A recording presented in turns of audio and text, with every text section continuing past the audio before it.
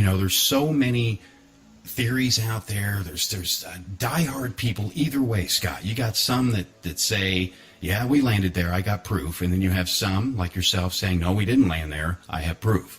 So tonight we're going to try and throw all this out on the table and get the feedback from the audience. You know, put it in chat. Let us know your opinions. They're all respected here, folks, all opinions.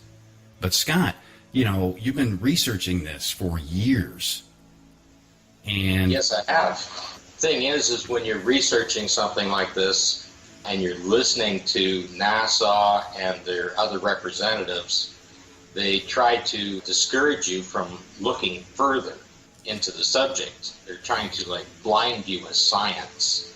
They try to tell you that you're not smart enough to understand it. And I find that quite disturbing that they would do something like that. Like when the initial people were coming up with this, the original researchers, it's pretty amazing what they were doing because they were working alone. Like there was no communication like you had today. Mm-hmm. You were taking their own personal knowledge, like Marcus Allen, right, his knowledge of the cameras, and he looked at the story that NASA is saying, and then he's going, how did these things work? How do they work in that environment?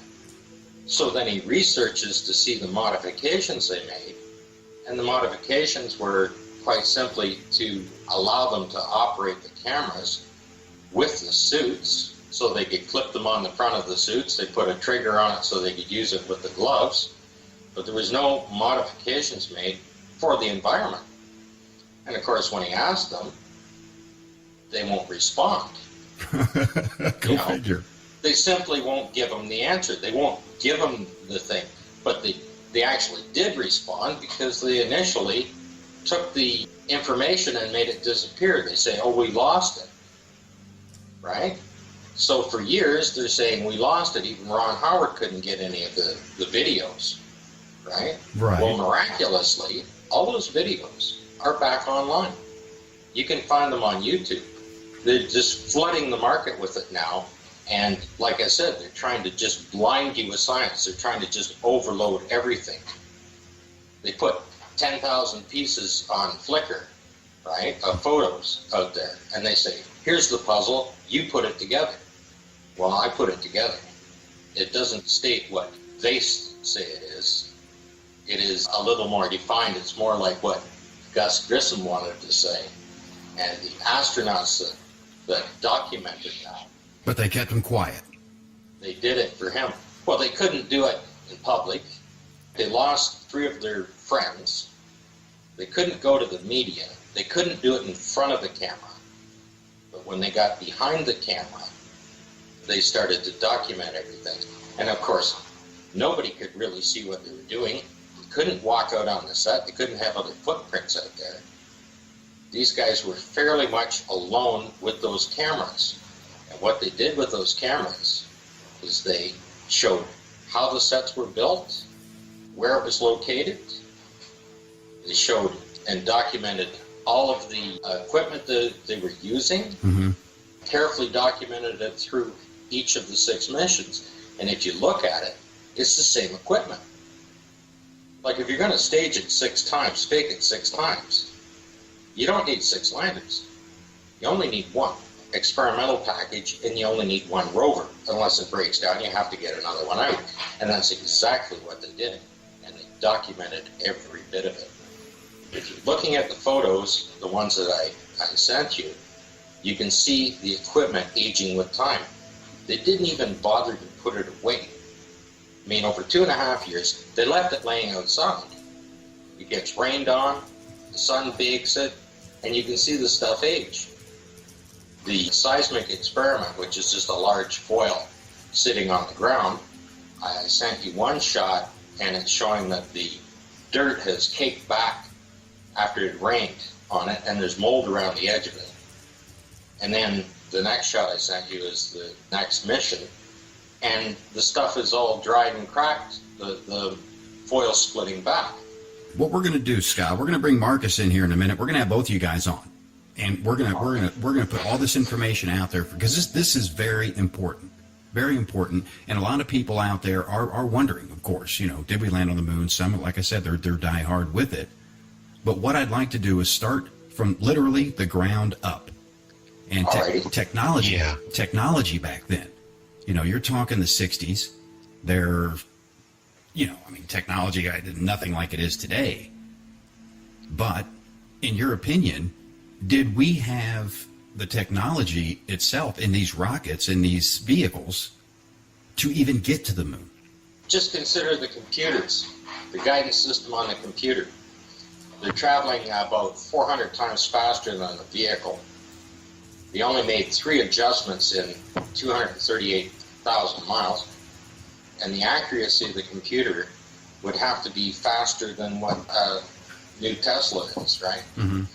Consider the speed it's traveling at and the accuracy when it's only going to make 3 corrections over that period, like 1 a day. It's only going to make 1 adjustment a day. How accurate does that thing have to be? And they're checking it with a sextant against the stars. It's almost impossible today to do it because you're free from Earth, so now you're on your own. If you match it to the Earth, you have to calculate the speed it's moving at. If you point it at the moon, you have to estimate where it's going to be and where you are, and then you have to take in the gravitational pull as it declines from the Earth and as it increases to the moon, and then the side pull from the sun. All of those calculations have to be put in there. And they have to be perfect. They have to be, perfect. Like they say, it has to be a perfect blend, a perfect mixture. And they only had enough fuel to make 3 adjustments on the way. If they messed up on one, they're going to shoot right on by it. And this is where it gets really interesting. Of course, joining us as well, Marcus Allen. Welcome back to the show, Marcus. Great to have you. Thanks very much, Todd. Good to be here. Sorry to be a bit late. Oh, my Better late than never. Don't worry. You guys are across the pond. We understand. It's 2:30 in the morning over here, so it's nice and quiet and we can concentrate. It's a little late. Of course, we got Scott Henderson joining us here. Phil, of course, is on here, and we're discussing this lunar landing. And Scott, what I wanted to do is just have both you guys on so we can get all the information out to the audience so they can form their opinion. Because like I was telling Scott, there's a lot of people out there that are real headstrong that we went to the moon, and some are real headstrong that we didn't or couldn't. So that's what we're kind of doing, and we're breaking it down from the ground up, from liftoff to landing, and trying to dissect this because I'm curious and I'm on the fence. I'm not going to say yes or no either way, but I'm on the fence about this. And what do you think so far, Phil?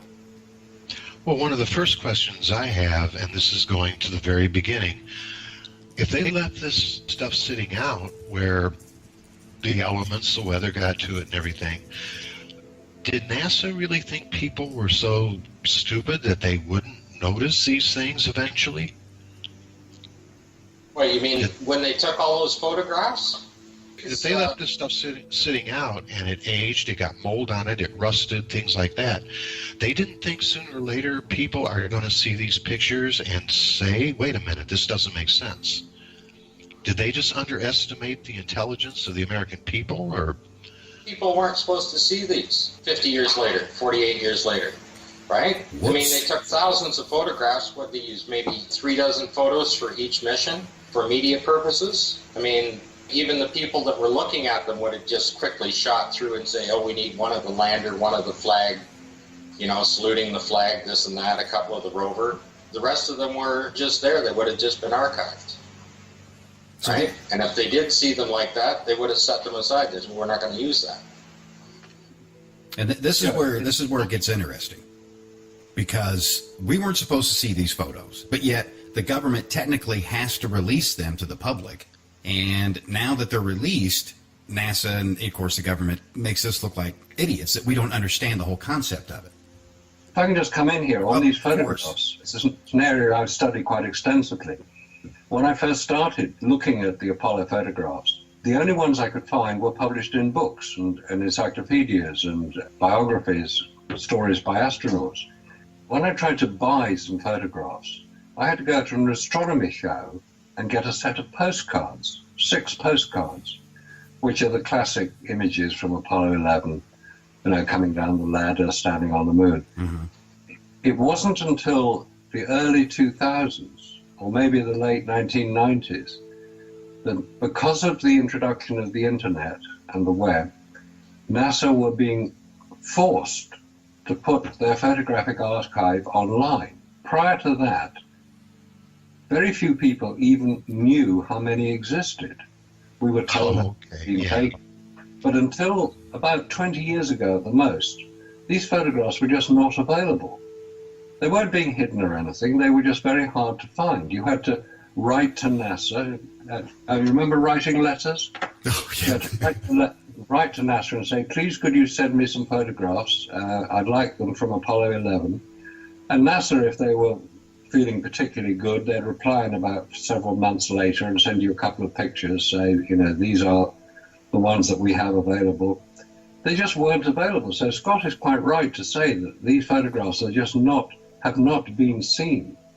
It's only since the internet, and there are various websites, in fact there are almost too many now, there are 4 that I know of, where you've got the whole Apollo record, and there are 32,000 images taken after the craft had been launched and before it came back again. There were many hundreds of thousands of all the operations that were going on.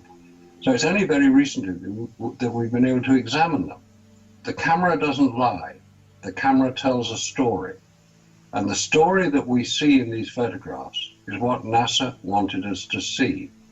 Man on the moon. So when you see a photograph with a black sky, you know it couldn't have been taken on Earth. It had to be taken on the moon. And so you immediately make the assumption, well, this is on the moon. Couldn't have been taken anywhere else because it's got a black sky. Mm-hmm. Photoshop wasn't developed and sold to the public until the early 1990s.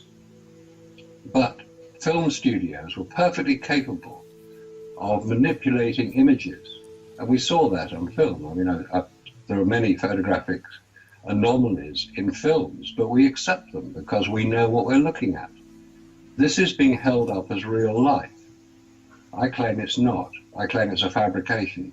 Because once you start looking at the photographs and examining them in detail, and Scott has mentioned a few of the details that he's identified, many other people have identified many other anomalies in the photograph.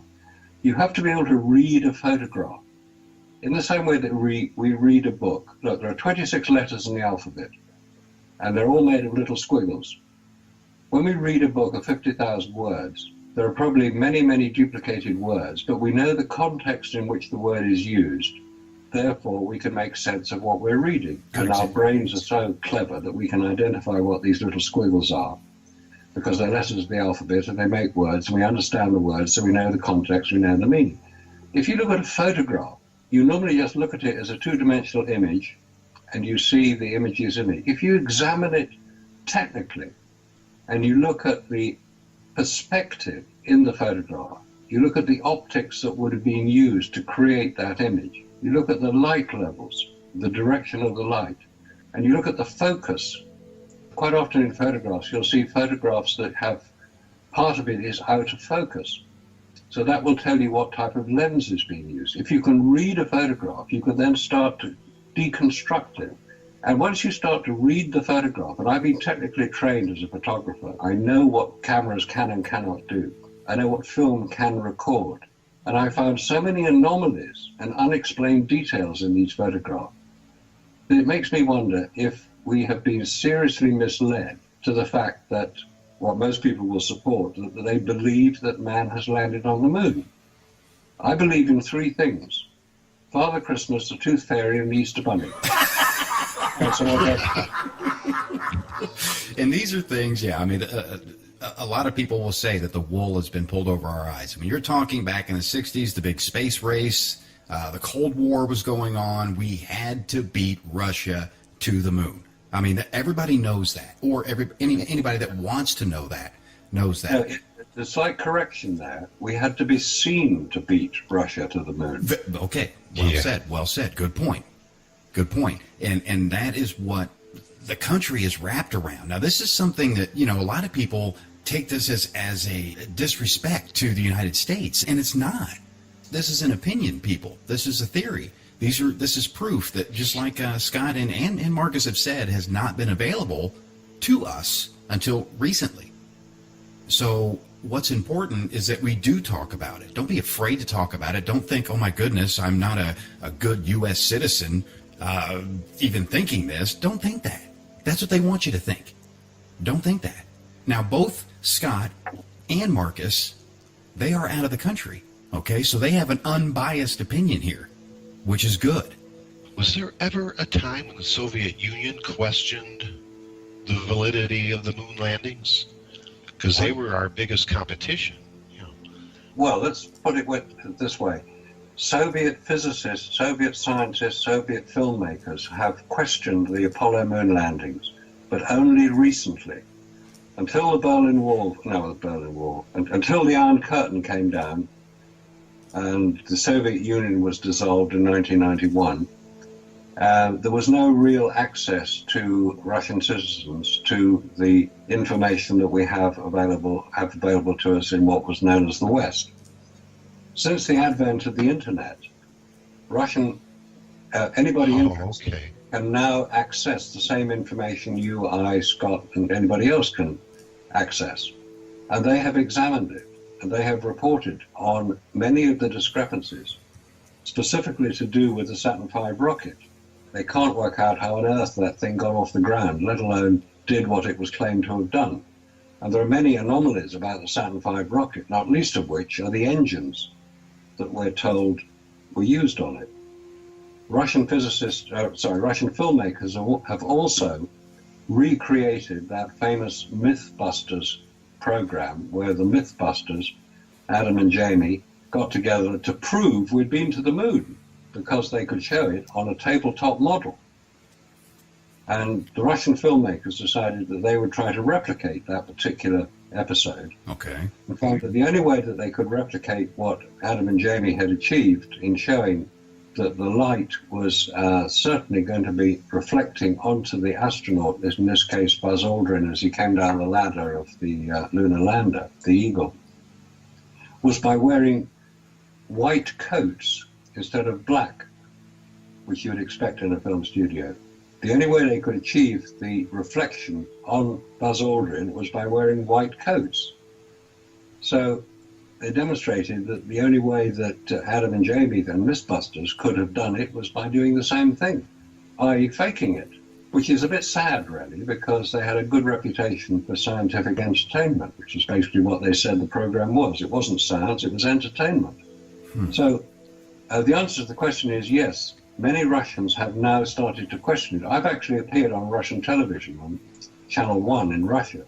Speaking in English, they dubbed me, so I don't know exactly what it was they told me I was saying, describing problems with the Apollo moon landings. It was about a 10-minute sequence. Apparently it's a highly rated program in Russia, and I'm told that Vladimir Putin watches these programs occasionally. So there are questions being raised. As if it was so easy to go to the moon in the 1960s, and we launched 9 missions into lunar orbit. Why haven't we been back in 50 years? What's the problem? Todd and I were just talking about that before the show, that if they could do this in 69, later on with the space shuttles and everything they created, how come we never went back to the moon again? There is a very good answer to that, which maybe we'll come on to in just a minute. But that question, why haven't we been back, is being asked with increasing regularity. Just to put it into context, in 1492, Christopher Columbus arrived in America. 30 years later, Spain, which is where he came from, Spain had taken control of Central America and were spreading their propaganda all over South America. In 1770, Captain James Cook from the UK arrived in Australia and claimed it for Britain, as opposed to the Dutch who had been there a bit earlier. But James Cook arrived in 1770. Within 30 years, Britain has started to ship its prison population out there. In 1969, man lands on the moon. 49 years later, nobody's been anywhere near the place. Mm-hmm. That's not the way human society works. We always want to find out what's around the next corner, what's down the end of the river, what's over the mountain. We're explorers. We started the exploration of space. Human space exploration, it's called. Since then, the only exploration of space has been 200 miles up on the International Space Station, which we go to on a regular basis. And how do we get there? We get there on Russian rockets. What an irony is that? That is just wicked. And you'd think by now the United States, the way we work is by now we'd be digging to the center of the moon to see what's in it. No one's done anything like that. There's no drilling that we know of. And, it's like we have not been back. So, yes, yeah. I definitely follow that and find that very strange that we have not been back. But the thing is, Marcus, Scott, I want to get both your opinions on this before we, go to the news break here. But getting there, here we are. We've left the Earth's atmosphere. And back then, we're in this craft. Now, you have certain aspects in space that obviously will kill us instantly here on Earth, and our atmosphere protects us from that. Those are solar particles, meteorites, things like that, radiation itself. Now that we've lifted off, we're floating into space, we're out of the Earth's atmosphere, could the astronauts, we'll start with you, Marcus, could they survive an actual voyage from here to the moon? No, they couldn't. They couldn't because they were not protected from radiation. Now, there are many arguments for and against radiation. Some people will say that radiation is not nearly as intense as it's being made out to be. And you mentioned the Van Allen radiation belts. They're named after Professor James Van Allen, who was the first scientist in 1958 to identify them. And he confirmed their existence by sending a Geiger counter on one of the first rockets that were launched, Explorer 1, 1958. Unfortunately, the Geiger counter stopped working. It started showing a record, it stopped working.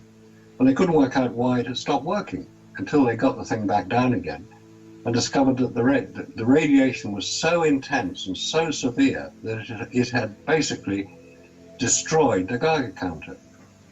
So what they had to do to actually measure the radiation levels, they sent another Geiger counter up on Explorer 4, but this one, guess what, was protected by lead shielding to prevent the overload.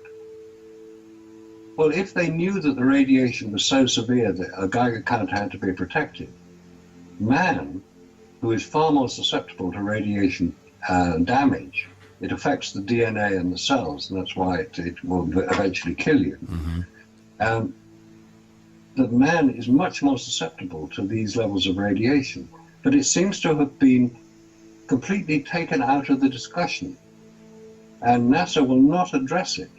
I made the possible mistake of saying that if these spacesuits, which are obviously protecting the astronauts because they've been to the moon and they were all still healthy, well, they were at the time, could the same spacesuits be used to go into Chernobyl, 3 Mile Island, and now Fukushima and clear up the mess? Because radiation is radiation. Right. And the manufacturers of the spacesuit, the International Latex Corporation, said, we don't advise that. There was no radiation protection supplied in the spacesuits. We built them according to the specification that NASA supplied us with.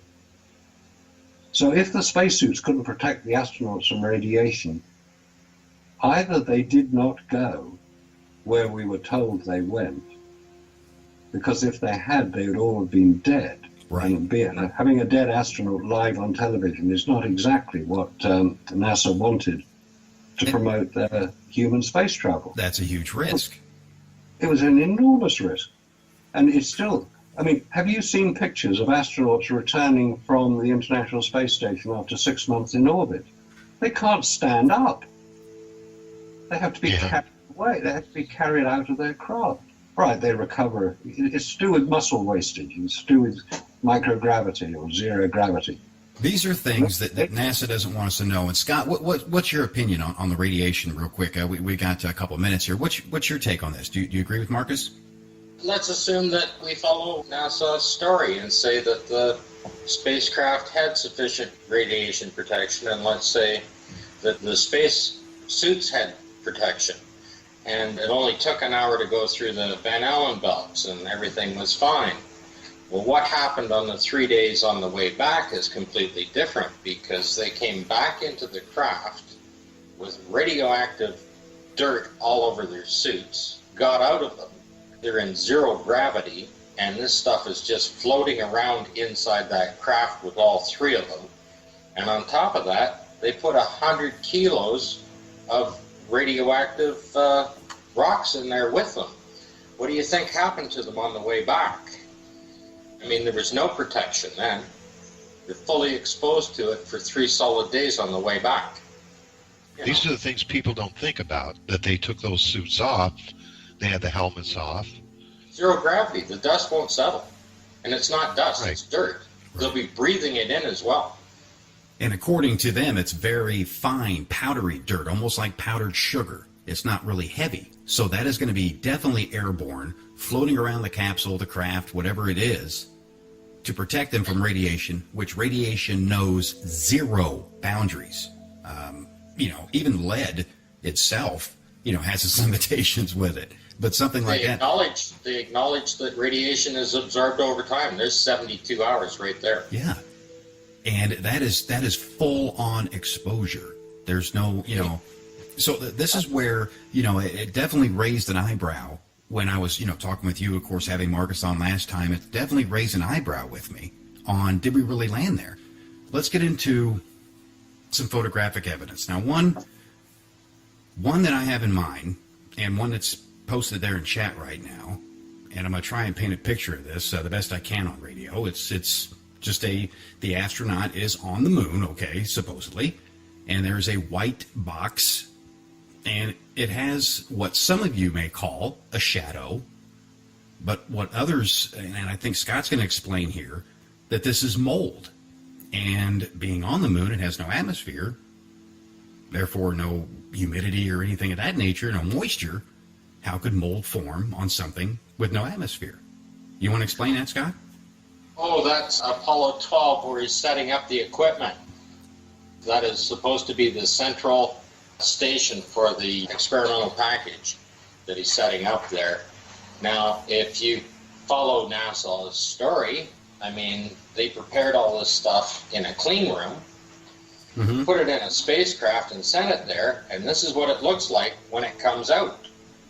You can clearly see the mold underneath it. I mean, this stuff was just between Apollo 11 and Apollo 12. They didn't even put the stuff away. They just left it outside on the set. It's as simple as that. I mean, and it's documented everywhere. It's not like 1 or 2 photos. There's literally thousands of them like this. And the astronauts themselves clearly documented it. That's what they were doing with the cameras. As a matter of fact, it's the only thing they were doing with the cameras. Like the experimental package, I mean, once you set it up, it's a very important piece of scientific equipment as far as NASA says. Wouldn't they be running tests on it, making sure that it's going to be working perfectly before they left the moon?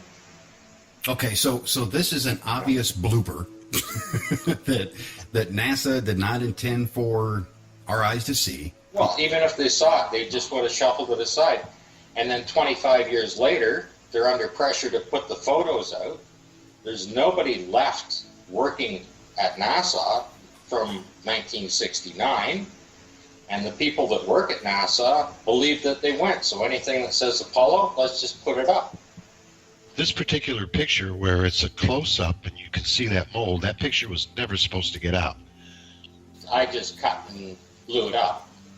But, I mean, you can go right to the Apollo Journal site right at NASA and pull the same picture up and see that it hasn't been messed with. All of these came from that site.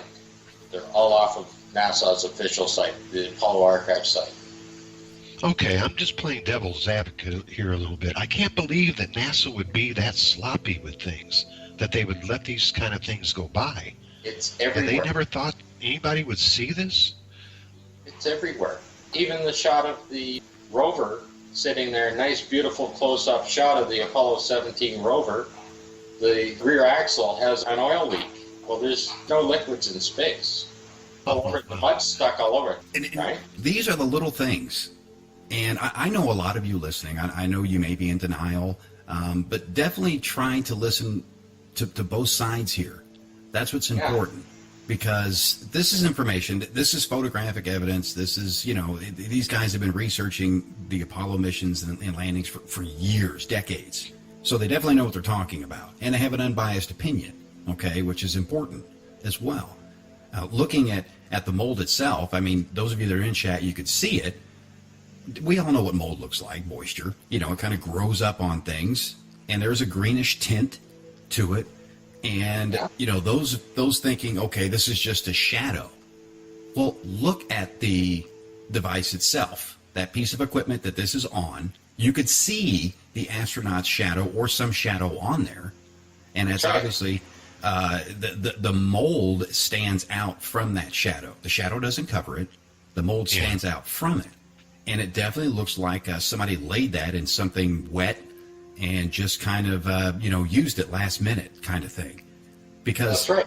Just left from one mission to the other, and the astronauts documented that. They're the ones that took the pictures, and they're the ones that want you to see it. And with the Apollo missions, you know, Marcus, the astronauts themselves, NASA, everything was perfect. Everything had to be perfect. The atmosphere, the you know, all the calculations, the gimbals, and all this stuff had to be absolutely perfect for this mission to be a success.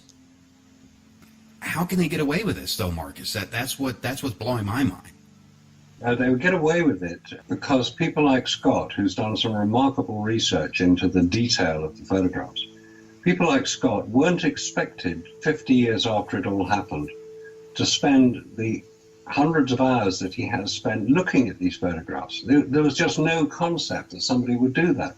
Apollo happened, 60s, early 1970s. As Scott said very accurately, there's nobody working at NASA now who was working at NASA during Apollo, because they'd be far too old. They've retired. They may have worked there for 30, 40 years, but there were very, very, very few people. NASA have moved on to other things. Now, NASA are basically an agency, a part of the Department of Defense. There were many shuttle missions that we never heard a thing about because they were launching military satellites. So the idea that you can't keep a secret is complete rubbish. Of course you can keep a secret. Mm-hmm. People in NASA didn't need to keep the secret. They were doing the job they were employed to do. They didn't need to know what was happening over at Edwards Air Force Base and Vandenberg Air Force Base when the shuttle was being launched from there with the satellites on board. Now, there's an interesting point about this. This has only very recently come to light. There's something called the keyhole satellites, which are spy satellites in effect. They've been up there for several years now. The current one is keyhole 12. And they're the ones that take the photographs. You know, you can read a newspaper headline from space and all that. They're the ones that do that. That's why you can read the car number plates from space. When the first space shuttle was launched, the Columbia, was launched in 1981, there was a very big fear that some of the heat shield tiles had been loosened on launch and wouldn't protect the craft on its return. Mm-hmm.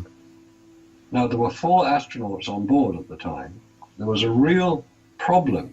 How would NASA find out if the space shuttle had been damaged on launch, which we know happened on the Challenger mission when a piece of ice fell off and hit the space shuttle? On the first launch, the inaugural launch in 1981, 9 years after Apollo had finished, they found that they could orbit the space shuttle at a certain altitude so that it could be photographed in space by the hexagon spy satellite. If that could be maneuvered out of its polar orbit, which is what it was in, it would meet the space shuttle on one orbit, and it was able to get into position to photograph the space shuttle as it orbited 17,500 miles an hour. It could photograph it so that the photographs could then be transmitted back to Earth, and the scientists could have a look at the photographs to see if the space shuttle heat shield tiles had been damaged to the extent that it would endanger the shuttle on its re-entry.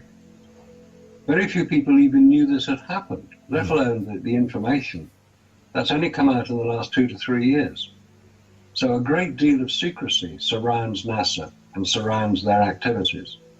They don't tell us everything that's going on. We think that because they're a civilian organization, that they're going to operate for the best and for the future benefit of mankind. Right. Yes, in some cases they do. So one has to take into account their secrecy, which is basically the military secrecy that they operate under. And that's what the astronauts were. They were all military men. They were under military orders. Their oaths of secrecy were such that they would not let each other down. Even now, even 50 years after the event, no astronaut is going to break ranks. It's going to take the diligent research of people like Scott, and there are many others around the world who are doing similar research, to find out the truth about Apollo. Because until we find the truth of Apollo and find out how limited it actually was, human space travel will be limited by the refusal of NASA to confront its past. And that's all we ask them to do, to confront their past, admit their position, so that we can now all move forward, because there are many exciting things happening in space. The Apollo legacy is holding us all back. It's a tragedy. So anybody who works for NASA who's listening to this, please do your duty and confront the Apollo legacy, because until you do, your function as a space scientist is severely limited. So anybody who works for NASA who's listening to this, please do your duty and confront the Apollo legacy, because until you do, your function as a space scientist is severely limited. What happened with Apollo 13? Oh, that was a wonderful piece of space opera. Okay. Wonderful piece of script writing. It followed the rather unfortunate event on Apollo 12, where the camera was pointed directly at the sun. It burned the lens out, so nobody could see what was going on. So everybody lost interest. And when I Love Lucy got cancelled, everybody complained. So that's a problem. Their PR was definitely not working. So they decided to operate a space rescue mission. In theory, arrived at the moon, the landing. Now, the moon's a very tranquil place. There's obviously no atmosphere, no gravity, or little gravity. I think there's a tad. But could the craft have landed on the surface? Is it capable of accepting something like that without any kind of major disaster? It's highly unlikely. There is a small amount of gravity, as you say, on the moon, about 1/6 the amount of gravity we have here on Earth. So there is gravity there. Things do get pulled down onto the surface. When you're orbiting the moon, you're going to be orbiting at about 6,000 miles an hour. If you're going to land on the moon, you've got to come to a standstill. So the way you do that is you fire your rocket to slow you down. You retro-fire it. You fire it in the direction you're traveling. It will slow you down. You will then come, after a couple of orbits of slowing down, you will hover over the lunar surface with your rocket still firing, because it's got to counteract the small amount of gravity, and you will lower yourself onto the lunar surface. Two things here. If you're firing your rocket, it's going to be producing a certain amount of exhaust, which will disturb the lunar surface. And we know the lunar surface from the photographs is obviously very dusty and very lightly covered. It's not thick dust, it's quite secure, because they've already landed craft on the moon to discover that there wasn't 6 feet of dust into which you would sink. Mm-hmm. So they landed on the lunar surface. Very little dust is seen to be disturbed, which is the first anomaly. Because if you're looking at the photographs of the landers, the foot pads, which are relatively close to the exhaust, which is firing up until almost the moment that the thing hits the ground or touches the ground, you would expect the pads to show a little bit of dust having settled in them. It's a logical conclusion to reach. Any unmanned craft you see, the Surveyor craft on the moon and the Curiosity craft on Mars, shows dust on the craft after it's landed. So why isn't it on Apollo? That's another anomaly. All these things that just don't quite add up, and you start looking for other anomalies. When you've got a craft landed on the lunar surface, it's landed in a way that we can't do here on Earth. You can't land a rocket. Well, say you couldn't until a couple of years ago, when Elon Musk in SpaceX decided that rather than chuck the large booster rockets away, he would land them back on Earth by retro-firing the rocket and landing. We've seen the pictures of that. Those are quite real. It's a great achievement to have done it. On the moon, nobody had ever achieved this. Neil Armstrong was practicing in what's called the flying bedstead, which he managed to crash. Fortunately, he ejected. The real anomaly is that Buzz Aldrin in Apollo 11 and all the lunar module pilots in the other 6 missions that supposedly landed on the moon were not trained to land the craft. In Apollo 11, only Armstrong had been trained to land the craft. Supposing he'd been incapacitated, Aldrin would have died as well because the craft would have crashed. Why wasn't he trained? He said it in so many words. He said, I wasn't trained to land it. I didn't know what to do. That's a great point. That's a great point. And that's something, I mean, let's face it, NASA always preaches they have backups for backups for backups. There's no backup there. That's a good point. Absolutely no backup. And also, there's no rescue possible either. They would have been dead. Aldrin was named the LMP, Lunar Module Pilot, right? He couldn't fly it. Exactly. They couldn't fly it. So, you know, I mean, how many times have you flown in an aircraft? And if you were told that the co-pilot couldn't land the thing, would you even get on it? I think it's highly unlikely. Of course you could fly it. That's why they have 2 pilots on a plane. In case one eats a piece of rotten fish or something. These are things that we do not think about because we assume, which we all know what you break down assume, we know what that means. We assume and we trust NASA to have all their ducks in a row. This is something that I didn't even think about that. I mean, somebody's named as a pilot and they have no idea how to fly the damn thing. It just blows my mind. And that's just that's just a small thing, you know. Scott, the moon surface itself, let's discuss, you know, some of this with the photographs. You're looking at a simulation entirely, so that's not the lunar surface you're looking at. That's a landfill site that they covered over. It's actually a scrap metal site that they have covered over. Let's get into some detail. And I believe that it's on the south side of Cinder Lake, just north of Flagstaff in Arizona. And that's why you see the cars, that's why you see the pieces of metal sticking up, that's why you see the rocket engines. I put a picture up of a nose cone of a missile that they propped up just to stage it. They put it right up on top of some rocks. They show you how they built the rocks and how they put the modeling clay, they sprayed the modeling clay on and then shot the dirt over top of it. That's what's in the photographs.